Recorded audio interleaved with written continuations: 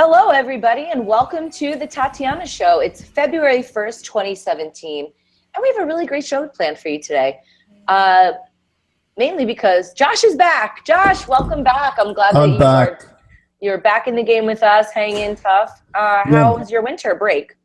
Oh, it was really good. I mean, there was lots going on here and there, but the good thing is we joined Techstars. Voltoro got into Techstars.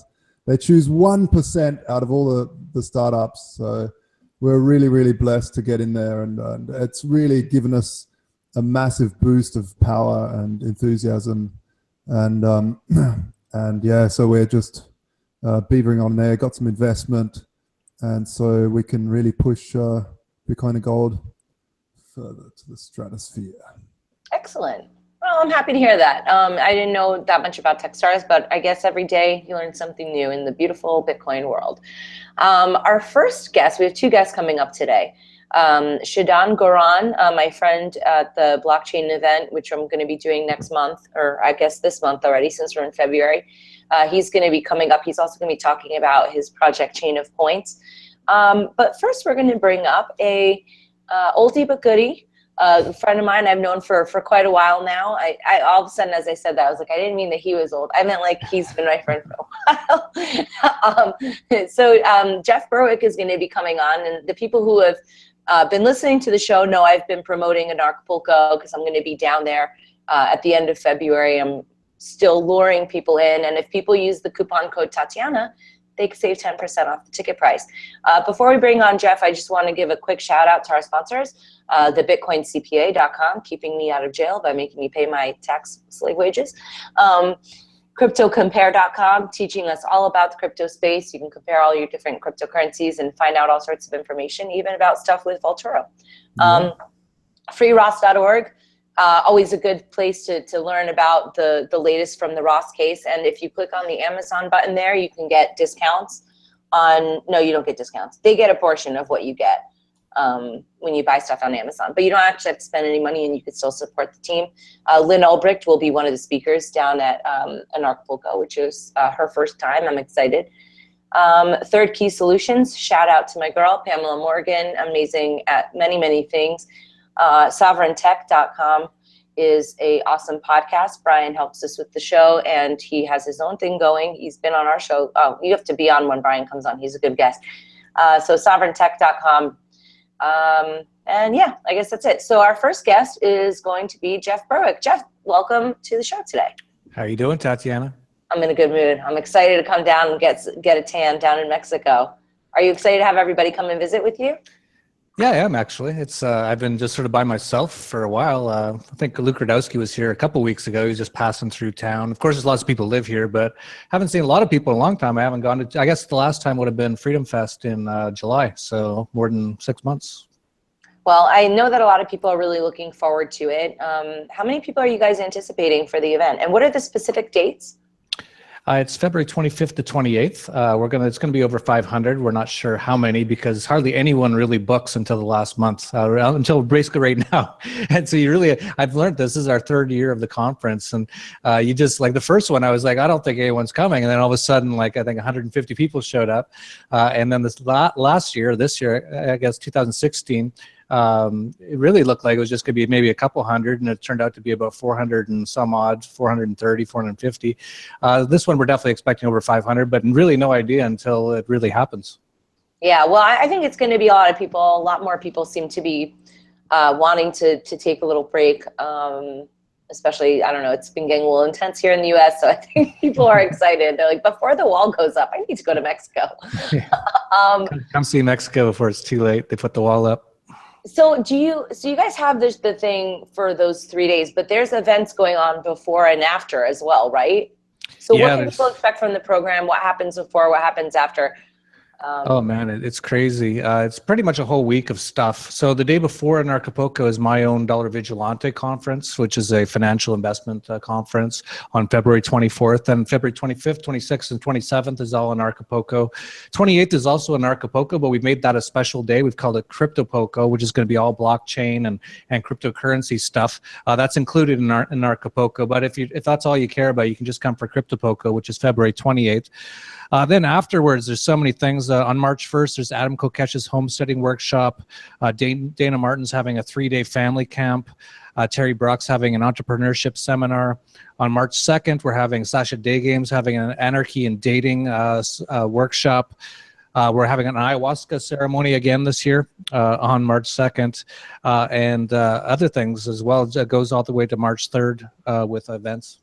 Okay, so when I heard that you guys are doing this ayahuasca thing, I'm thinking to myself that seems like something that should be managed by somebody who really knows what they're doing. And who's in charge of this pack of people that want to do this weird drug that makes you throw up? I'm very confused by, is this going to be properly administered? Because I was a little nervous. Well, we actually did it last year. We did it last year at the conference, and there was no problems. We had 50 people do it. It was run by one of the top shamans in Mexico, and it'll be run by the same guy again this year. So not expecting any major problems. It's a number of the top shamans in Mexico will be here overseeing it. We've got all the best sort of facilities and all the best sort of even medical attention and stuff like that if anyone has any problems. Ayahuasca generally, no one ever has any major problems unless they don't listen to some of the things you're supposed to do, like you shouldn't be on opiates while you're doing it, so things like OxyContin and things like that. You definitely shouldn't be coming drunk or anything like that. But if you come in and if you've had a decent diet and if you haven't done any of the things you're not supposed to do, it shouldn't be any major problem for most people. Wow. So do people really throw up every time? Somebody told me that it doesn't even work on some people. Like some people, nothing happens to them, and then some people go on a weird journey. Have you done it before? Yeah, I've done it twice, and I've never heard of it not having any effect on someone. I think every time I've heard, they've definitely had an effect on somebody. You don't have to necessarily throw up every time. I've never thrown up when I've done it. They say it's sort of a purging when you do it. Every trip is completely different. It's definitely interesting and it's wild, and it's not something that should be taken lightly at all, but it's something that can get you outside of your headspace. And what it did for me is just make me get very introspective for literally 4 or 5 hours and just sit there and look at every minute of my life and analyze it. It's like 10 years of psychotherapy within a couple hours, really. And some people can hallucinate and see things. I haven't seen too much of that. Mine's just been really introspective. But like I said, everyone has a different trip. How long did it last? Maybe I am going to do the ayahuasca now. I think the throwing up part sounds horrible. That's why I'm not into it. And I think you're supposed to hate yourself or something. I mean, there's a lot of misconceptions around it. Yeah, there's lots of misconceptions. Like I said, though, it's different for everybody. Throwing up isn't necessarily, not everyone throws up. I hear that when you do throw up, it feels really good because apparently it's sort of like this purging sort of a thing, but I've never done it. It lasts about 4 to 6 hours, really, so not too long. What day is it going on again? I think they're doing it on March 2nd. Oh, I'm gone by then. In my mind, you go to the woods in Peru or the jungle, and then you're gone for 3 days and you throw up the entire time. That's what I had imagined. No, you can do that. I'm gonna try and find out a little bit more of information before I decide to go and do that. Josh, have you ever done ayahuasca before? No, I haven't, but I've got plenty of friends that have, and it is meant to be, especially if you're going through a lot of stuff. Like Jeff said, it's all about reaching in and communicating with your subconscious properly or your superconscious, and really being able to express and communicate two-way with that and get stuff out that's just been locked away, and release it, stuff that your conscious just doesn't want to release and is sort of forces it. But Jeff rightly said that you really do want a really good shaman, someone that understands. And shaman is just, it sounds all hoogy-boogy, but really it's a word for a traditional psychotherapist, someone who will walk you through, a psychologist that walks you through and tries to get you to communicate with yourself. What if you don't speak Spanish? You're shit out of luck. No, it's all... Well, the shaman actually does speak questions English. That remain unanswered. You guys are kind of luring me in, though. See, this is what happens when people hang out with Berwick. They want to do drugs. Just kidding. Jeff, I want to ask, you ask in every one of your shows, and I've been watching your shows since, God, you were a wee little boy. And the question you always ask is, when did you become an anarchist? And I've always wanted to ask you that and turn that question back on. You're turning the tables on me.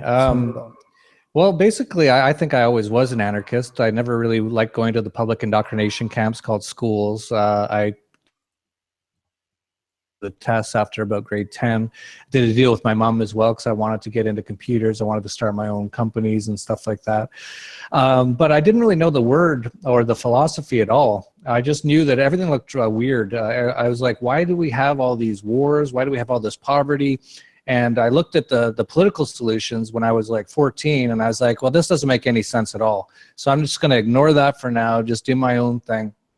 And I started up a number of companies, and I was doing that. I was trying to avoid taxation, try to avoid every regulation. I just wanted nothing to do with governments.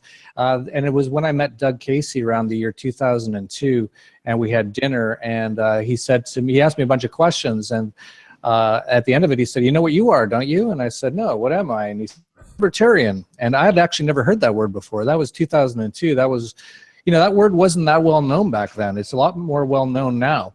And then he asked me a few more questions, and he said, you know what you are, don't you? And I said, no, what am I? And he goes, you're an anarchist. And I feel so ashamed now to say this, but I said, what, you mean those people who throw bombs?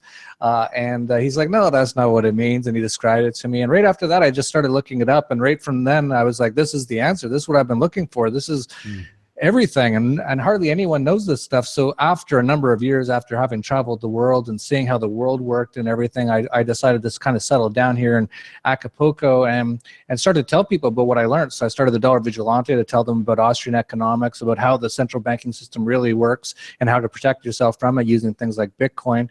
And then I started up Anarchast around 2011 because I just didn't see enough anarchist or freedom or true freedom shows out there that really were talking about the philosophy very much. So that's sort of how I got into all this stuff. Wow. Yeah, I mean, I've got to say that, you know, I have a lot of contact with some of the largest gold vaulting facilities here in Europe and a lot of the big wigs in gold. And a few of them have forwarded me Dollar Vigilante newsletters.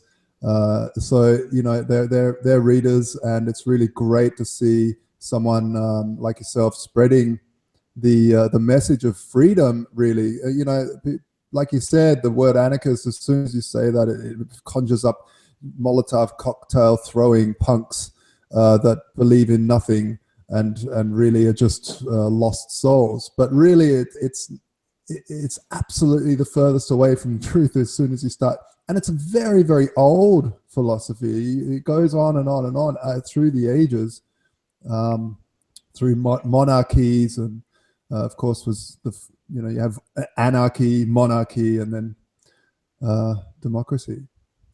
But yeah. So yeah, so you have some very large readers over here in Europe. I think there's a republic that comes in between there. Anyway. Cool. All right. So you want to give us some highlights about who's going to be speaking at the event? I like this little background, but I want to bring it back to where people should be going. Josh, could we convince you to go? I feel like now we're kind of pressing, you know, the envelope, and maybe you should come down to Anarchapulco. Man, I would love to, but like I said, we've just joined Techstars, and it's really all about smashing for like 3 months. Just it's really hard once you got this investment.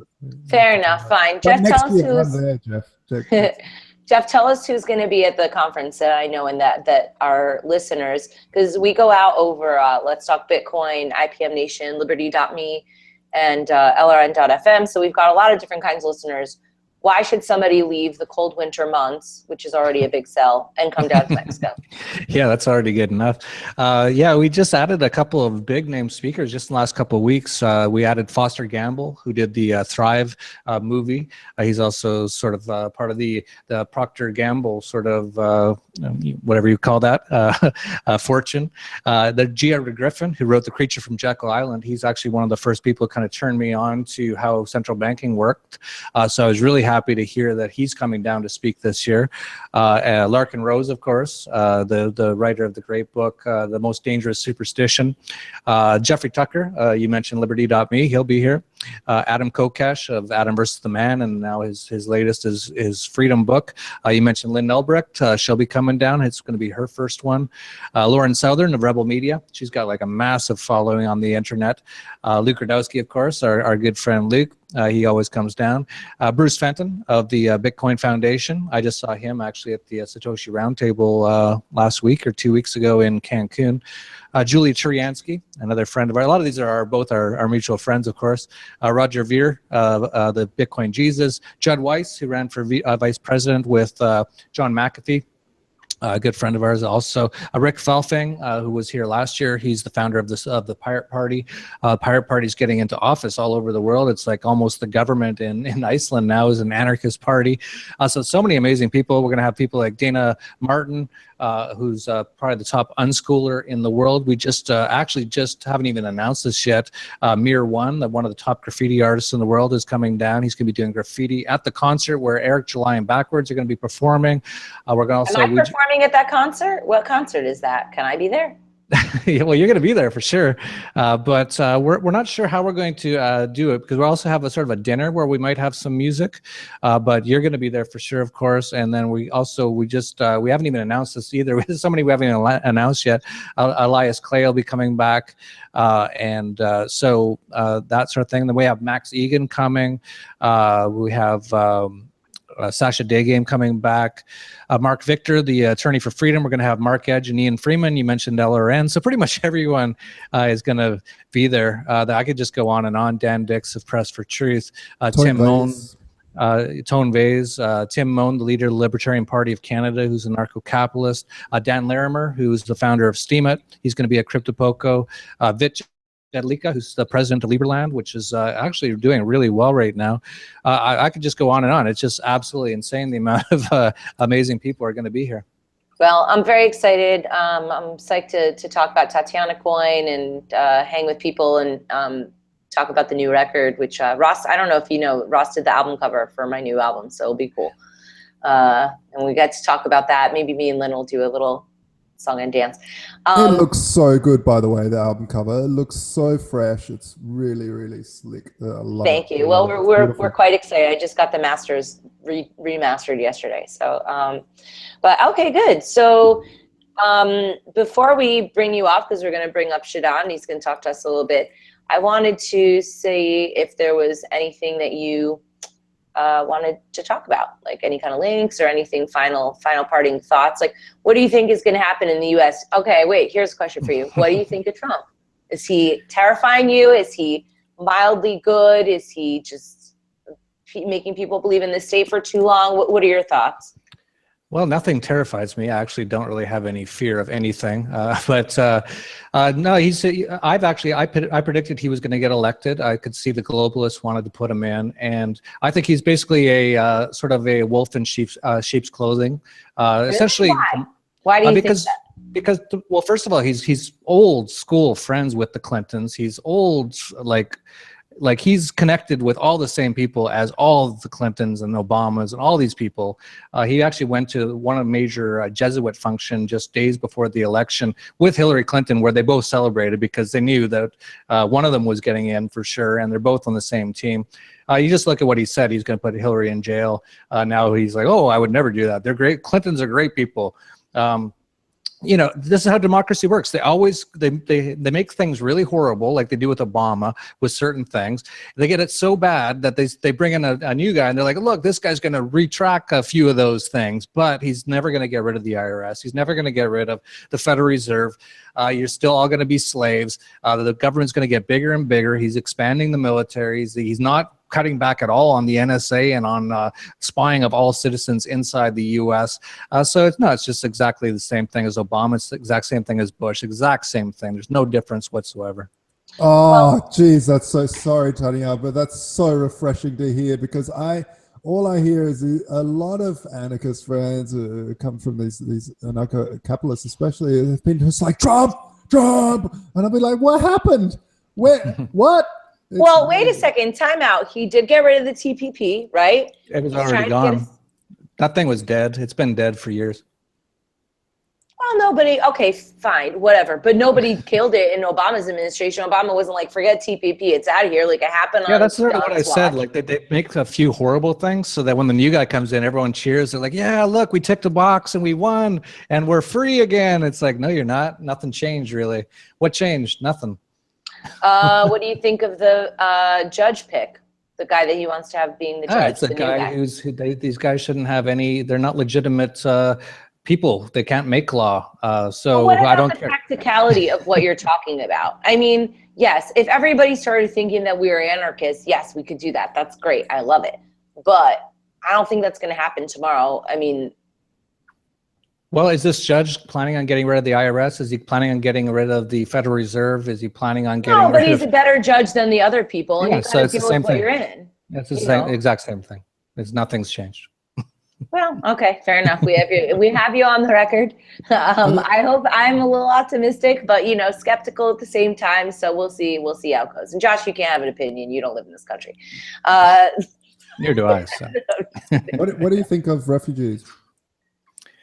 What do I think of refugees? I think we're all refugees from government. Like Syrian refugees right now. Well, I think that was all caused by the U.S. government, the U.S. Department of Defense, the North Atlantic Terrorist Organization, NATO, bombing and having massive terrorist attacks and killing millions of people. No one talks about this. And the rest of the people that are left live in an absolute hellhole where they're just terrorizing them constantly. So they want to get out of there. I totally understand that. But that was all caused by government. So it's all caused by government. All these problems, we just got to get rid of government. Everything be fine. Yeah, well, a girl can hope. Like your average person does not want to, like Syria used to be a really nice place. Iraq used to be quite nice. Afghanistan used to be wonderful 30, 40 years ago before the US and all those people came in there and blew it all up.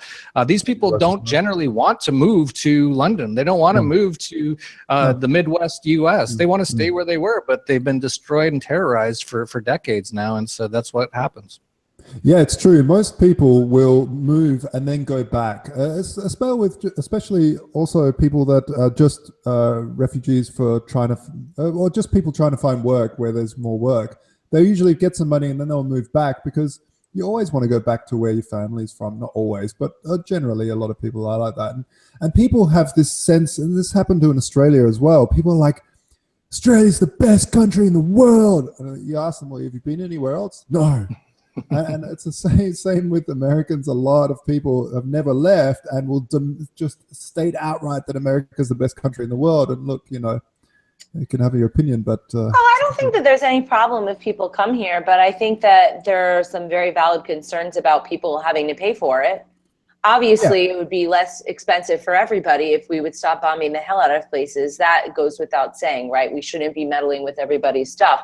But when people come to a country and they expect certain things to be provided for them, there's a natural irritation from any place. I mean, that's what we're seeing in Europe. Yes, there's some positive stories, but people seem to be upset that people are getting, entitlements when they come to the country. And that makes me wonder about the motivations. Like, why do certain people come from one area? Why don't they go to a neighboring country? Why do they come to Europe? And people would posit that that's because they're getting goodies there. What do you guys think about that? I mean, yeah, absolutely. That's why you got to get rid of all these entitlements. Get rid of the goodies. Got to go. Yeah, none of that. And the war. If they could just stop the bombing. Get rid of the government. Everything's fine. Well, you know what? I don't disagree, but I'm just trying to be a little bit practical in terms of what people can actually mentally prepare for. Yeah, well, who cares if they're ready or not? Let's just do it. But how would you propose that even happens? You can't, look, we're not going to show up tomorrow and be like, listen, Don, get the heck out of here. No, it gets complicated, obviously. Right. So that's what I'm just trying to be a little I had a disagreement with somebody about this very subject the other day because I was trying to be practical, and they're like, "You're a statist," and I was so upset. And I'm like, I'm not trying to be a statist. I'm just trying to deal in the reality that we have. Obviously, it would be better if we didn't have a lot of these problems, but the solution is less government. However, how do we implement that, I guess? And my solution, of course, is different Bitcoin stuff. So, yeah, I mean, the problem is that there's a lot of people that are really they're living off entitlements. They don't know how to survive otherwise, and they're stuck. And if we just pull that away, then they fall, and there's a lot of suffering. So there's a lot of philosophy that has to go into how to secure and help people that really have been forced into that situation by the state apparatuses that are around them. Well, this is all good stuff, guys, and I actually am enjoying this, but we are running out of time for the show, and I want to make sure that we bring on our next guest. Before we do, Jeff, one last plug. Where can people catch up with you? Just check out Anarchapulco.com for our conference, February 25th to 28th, and if you want to check out Anarchast or the Dollar Vigilante, they're both on YouTube. Thanks, Tatiana. Absolutely. Thanks, Jeff. People, 10% soon. off. Tatiana is your coupon code. See you later. See you Bye. soon. Thank you for joining us.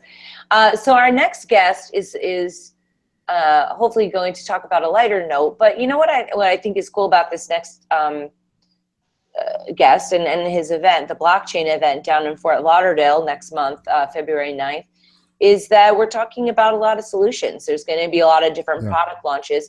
So Shidan, thank you for joining us. This is your second time, I think, on the Tatiana show. So welcome. Yeah, thanks for having me, Tatiana. It's wonderful. So, our last thing, we were all complaining about what do we do with all these problems in the world, and the conclusion is to innovate, right? Tell me about. It's all about innovation. Tell me some of the things that are going to happen at the blockchain event that will make me happy, will not make me feel like we're hopeless. We lost SE. Yeah, so we've changed the focus of this event quite a bit, and what we're really going to focus on is open systems and ICOs and platforms that are not being built for the financial industry, but really for making commerce easier. So making life for an artist easier, for people on Main Street and people that are innovating that way outside of the financial system. So I think this is really exciting because most trade shows and these events are moving the other direction, where they're going towards banking, finance, and all of that. But the whole point is these technologies enable you to bypass that and solve a lot of those problems. And that's what we're going to focus on for this event, I think. Excellent. It's coming up fast. So this is the second one. Last time we did it in Vegas, and now we're doing it in Fort Lauderdale. Yeah. Are you partnering with any kind of other events or anything, or is it a standalone? Yeah. So no, we're partnering with IT Expo. It's an event that's going to have between 10 and 15,000 people. A lot of them are from the, obviously they're all from the tech industry, from the communications industry, and it's great for them to come to the event as well, and they will to learn what applications they can get from all of these services and all of these new product launches. Are people understanding? Are they? What have you seen in the industry in terms of expanding it out? Has there been a warm reception beyond tradition? Yeah.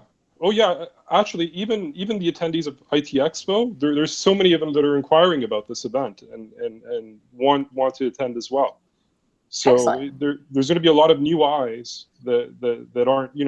Sometimes these events become the same people in and out all the time that you see. That's always one of the benefits of doing something like this, because you get a lot of people who are new, and you're going to expose them to this, and hopefully they're going to take something from that and innovate in their own way using these new technologies and services.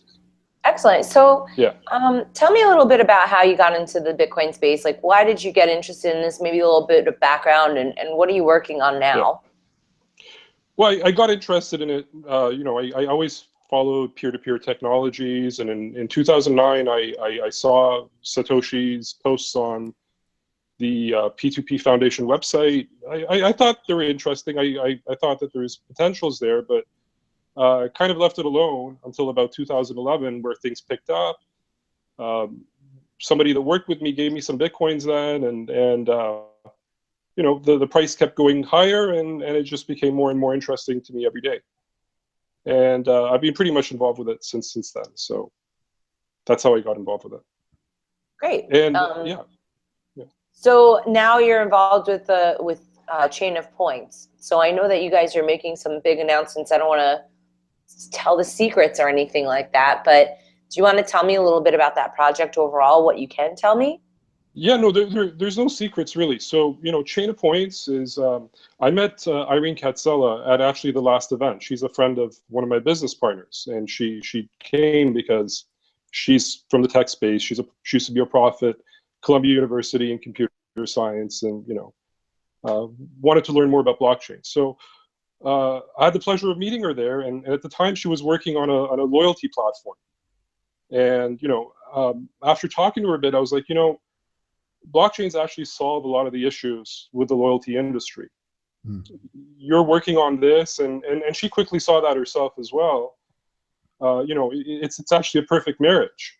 And there's some other companies that are looking at using blockchains in the loyalty industry, but they're again looking at it really from the perspective of banks and making life easier for credit card companies who are already a big intermediary in that industry. And we're looking at it from another perspective of making really an open protocol and an open platform that you know, allows any wallet manufacturer, anybody, to automatically integrate points into their platform and make them tradable. And so far, the reception has been great. We've talked to a bunch of vendors in the loyalty industry who really like our platform, and we'll be making some announcements about that. People in the you know, cryptocurrency world, some wallet providers, we're going to be making some announcements about that in the next couple of weeks as well. And that's really what's interesting about it. And we're building it from scratch. So we're not building it on Ethereum or any other chain, because I've never been really satisfied with anything that's out there yet. And one thing we're doing is we're really basing it on the fact that legal contracts actually trump code. I hate to use that word, but yeah, they trump code. And you know, our system actually reads legal contracts and decides if the terms and conditions have been met, and makes decisions based on those. So it's a very different system. What? Wow. It's based on Ricardian contracts and a very powerful query language, which is not you know, a language that reads and reasons about the contracts that's not Turing complete, but comes from, you know, the artificial intelligence community. And hang on a minute. It's really amazing. Can I step back here? You've got an AI that reads English written. Not just English. I mean, no, it's not English. It's English with markup that's very specific. So, you know, specific ontology, specific you know, representations of data. And those are legal contracts. They're Ricardian contracts. They've been used in court in the past even. And you know, it's an issuance platform. So you could issue any financial instrument on it. You could issue you know, simple service contracts like.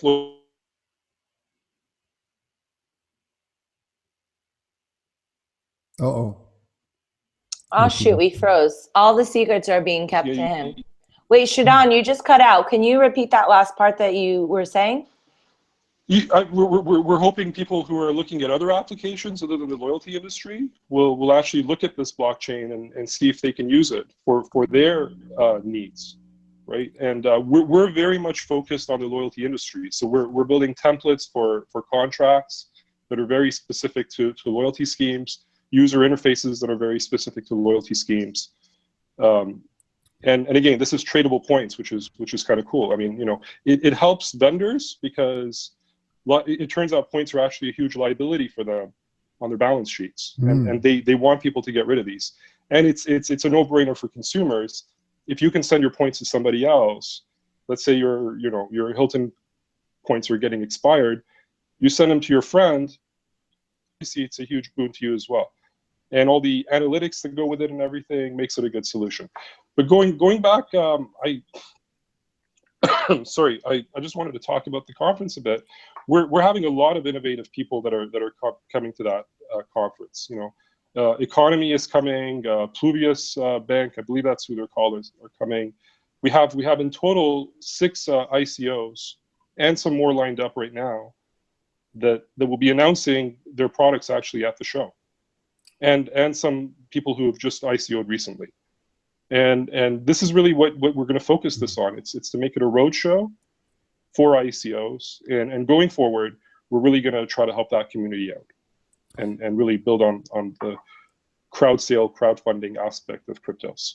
Yeah, I think that's a huge part of crypto, the whole ICO thing. The problem is that it's you know, there's been a lot of ICOs that have been scams, and but you know, there's been a lot of crowdfunding platforms like Kickstarter have also funded scams. So yeah, it's always important for people out there to do your due diligence before investing or before crowdfunding into some of these things.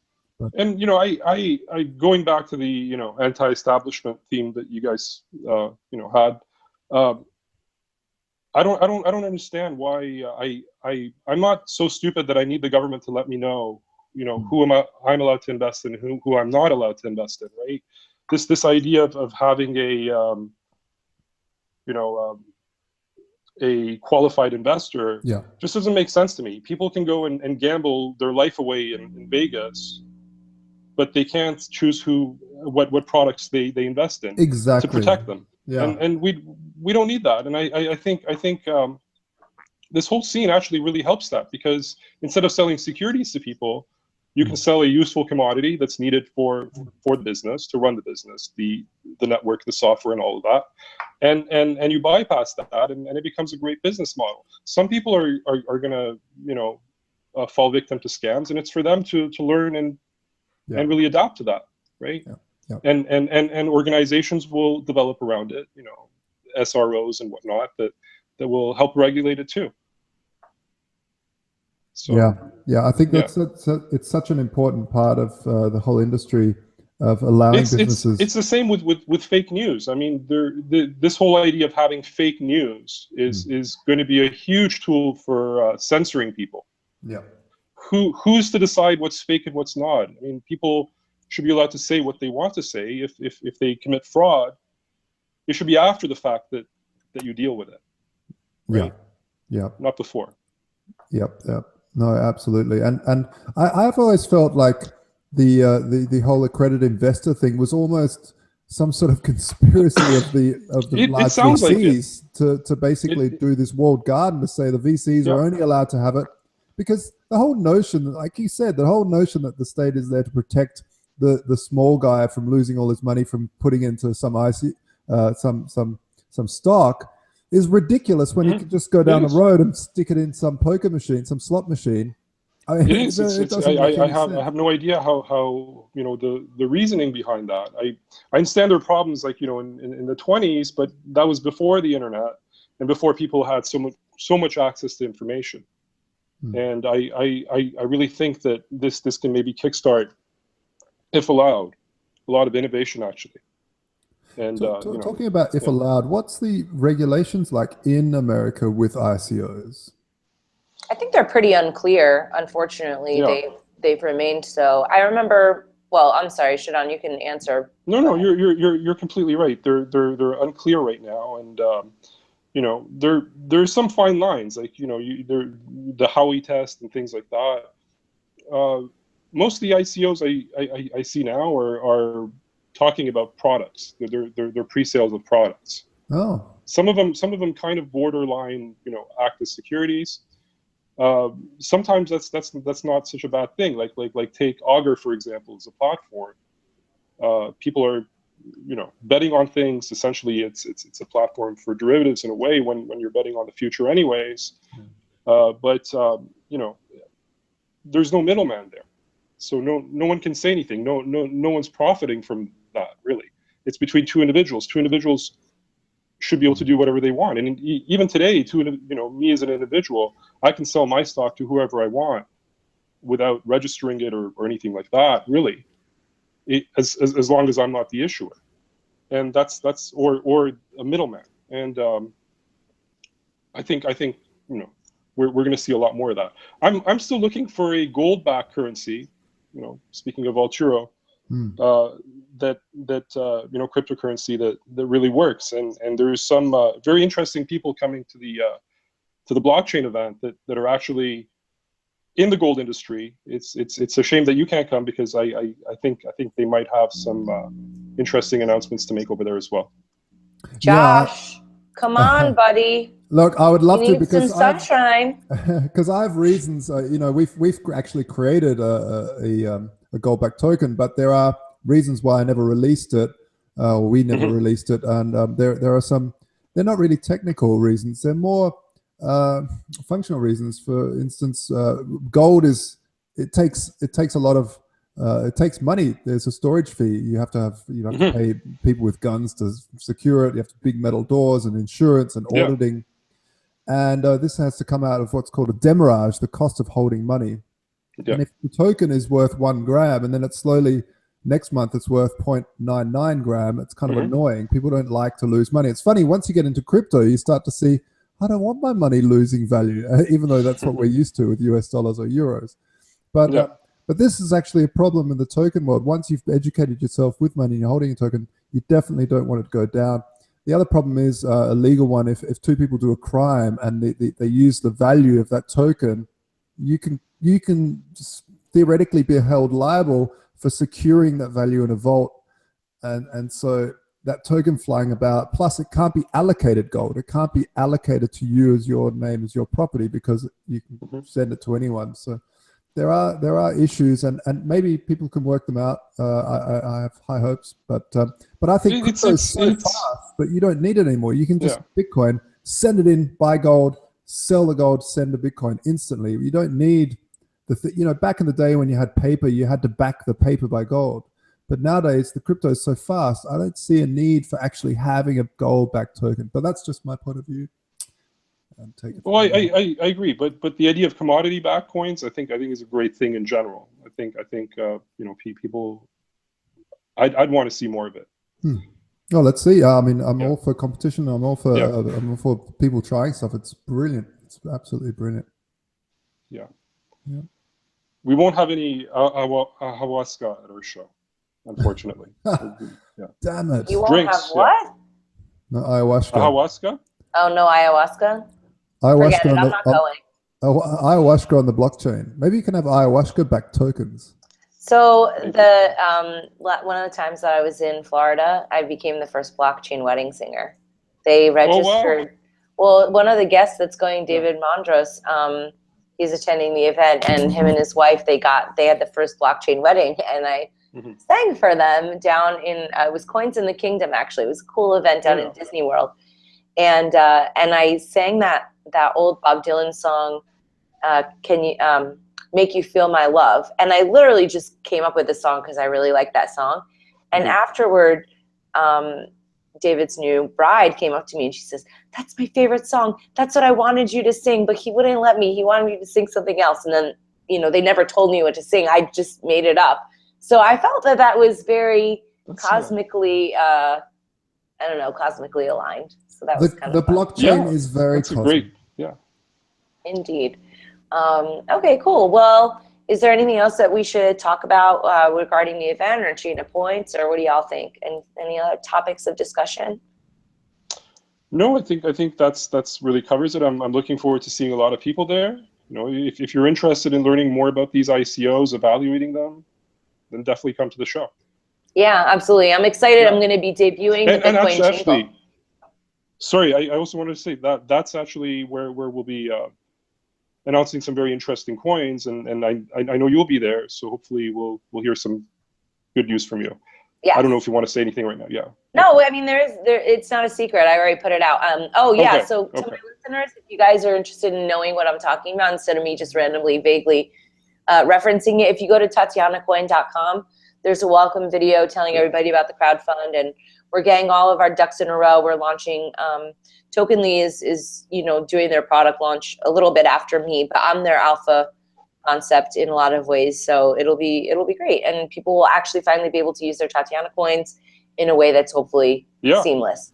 There might be some seams, but we're straightening them out right now. Exactly. Awesome. I'm super excited.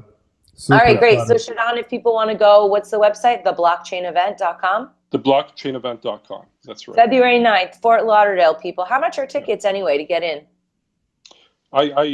To be honest with you, I don't remember off the top of my head, but they're very cheap. We made them very cheap because we want people to come. So, you know, we're talking less than $200. You can come to the show. Excellent. Very good. Well, Yeah. I'm looking forward to going. Shidan, thank you so much for joining us. Also, check out Chain of Points, guys. I think their loyalty program might be a very interesting solution. Yeah. Yeah, I had been talking about that the other day, so we'll have some chats about that. And yeah, thanks, Shidan, for joining us. And Josh, will you stay with me and we'll say goodbye to everybody together? Yeah, and we got a magic word to have to Bye, put Shidan. out Thank there. you. Take Bye. care. Shidan, good luck and thanks for all the fish, as they say. I think that should be the magic phrase. Good luck and thanks for all the fish. Yeah. All All right. right, I like that. Okay, luck so and thanks for for all all the the fish. LTB listeners, good luck and thanks for all the fish. Yeah. Excellent. Okay, so Josh, what do we have to talk about before the end of the show? Can I convince you to come to America, or is that just ridiculous? No, well, right now we are really flat out with everything, and we're getting such good feedback. We sent out a survey to all of our clients at Voltoro, and I just love our customers. Seriously, the messages that were coming back were just so inspiring and lovely. They were like, "Man, this is the best site. Don't change anything. You can't make it better." It's like, of course we can make it. We're like, one of the questions is, what can we make better? And they're like, nothing. It's brilliant. Man, but I mean, some people gave some really good feedback as well, and so we're busy incorporating some amazing features coming up this year. So I'm really excited for the concept of Bitcoin and gold and gold in general, and private money, asset-based money that's not lent into existence but spent into existence. Found rare numbers like Bitcoin or rare metals like gold and silver, I think have such a big part to play to emancipate people out of poverty and slavery. So I'm really looking forward to this year and building the technology to make that happen. Well, I think this is going to be our year for you, me, and a lot of different people in the space, which it's a long time coming, which is very, very enjoyable. All right, well, I don't know. Let's say thanks to all our sponsors. You want to go through them with me? Yeah. So Anarchapulco, I was happy Jeff joined us. Yeah, that was That was nice. pretty ragtag, good conversation. I enjoyed that. I think that it really required a lot more of a longer period of time, because those are some intense issues. And also I get a little nervous because I like to speak candidly, but I don't like to offend anybody by not being able to express myself clearly, if that makes sense, So, but I like that conversation. I think everybody brought up good points, so it was good to have him on. Anarchapulco, use the code Tatiana, save 10%.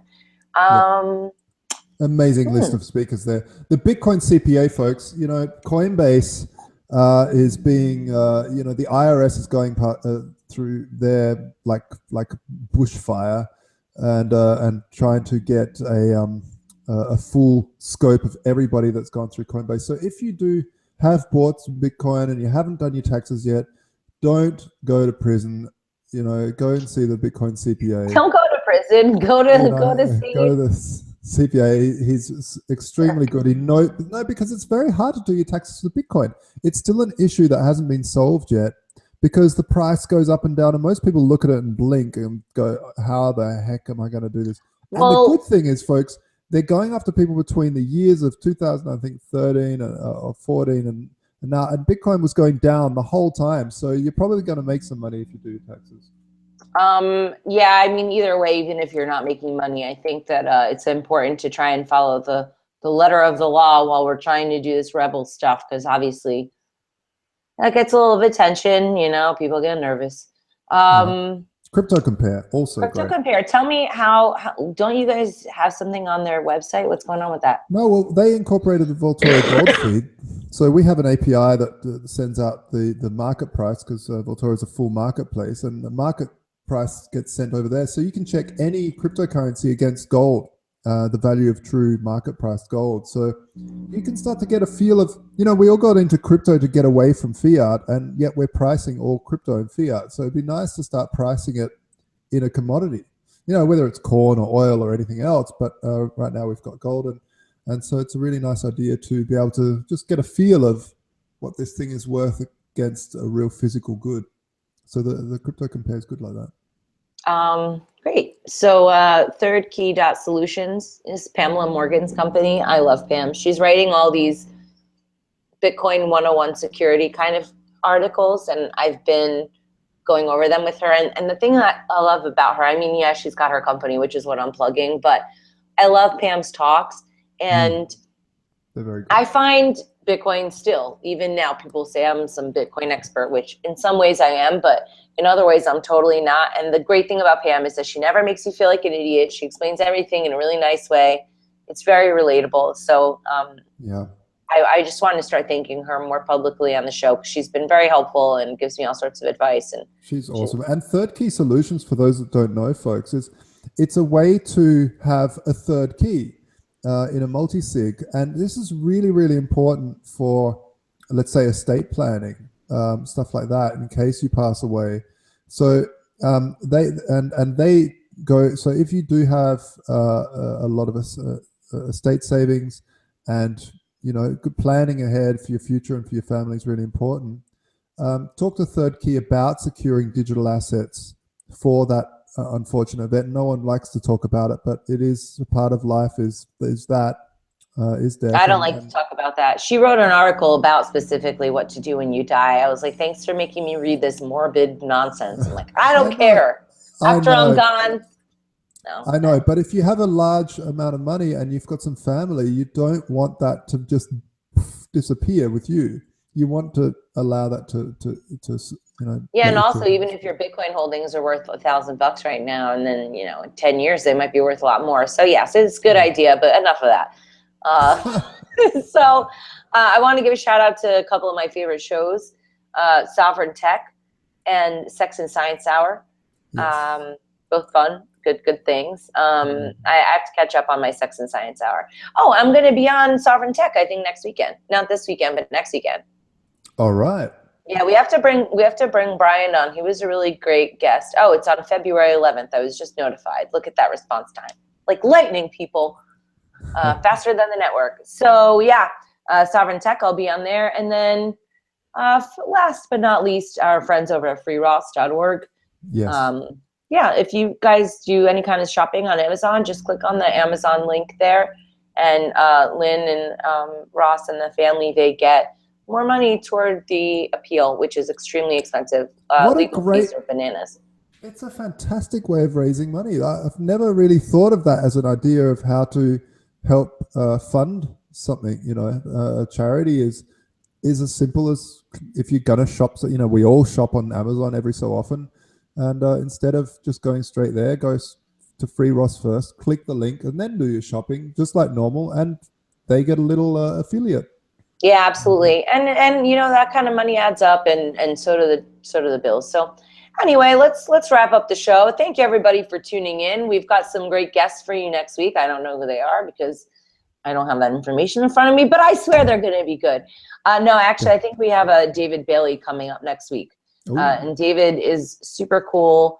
And I feel like we have David Cahill. It's like the double D day, triple D, I guess. That's big. Dave Cahill, he's a musician friend of mine, awesome dude, and freedom fighting type of guy. So we'll have fun next week. And the following week, on February 9th, the Tatiana crowdfunding campaign begins. You can use your coins. You could support my album. You could tell everybody about it, because I'm afraid it's going to be a failure. Please, God, don't let me fail. I should stop saying that out loud. It's not. It's going to be fantastic. What are you? All right, I hope so. I'm very, very nervous about it. But anyway, thanks everybody for listening and for all your support of all of our causes. We love you. Josh, I'm glad you're back, bud. I missed you. Thank you. I missed on being on here as well. All right, good. Take care, everyone. Peace out. Keep it real.